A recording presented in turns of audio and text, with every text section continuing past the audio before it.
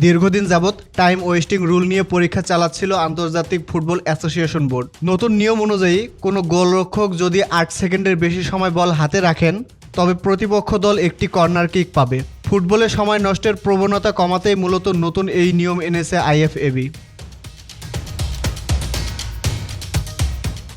আইএফএবি জানিয়েছে 2023 সালের ডিসেম্বর থেকেই টাইম ওয়েস্টিং রুল নিয়ে পরীক্ষা চালানো হচ্ছিল।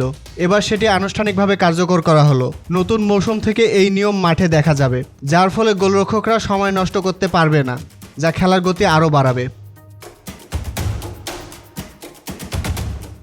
আইএফএবি আরও একটি নতুন নিয়ম চালু করছে, যেখানে মাঠের যে কোনো বিশেষ পরিস্থিতিতে শুধুমাত্র অধিনায়কই রেফারির সঙ্গে যোগাযোগ করতে পারবেন।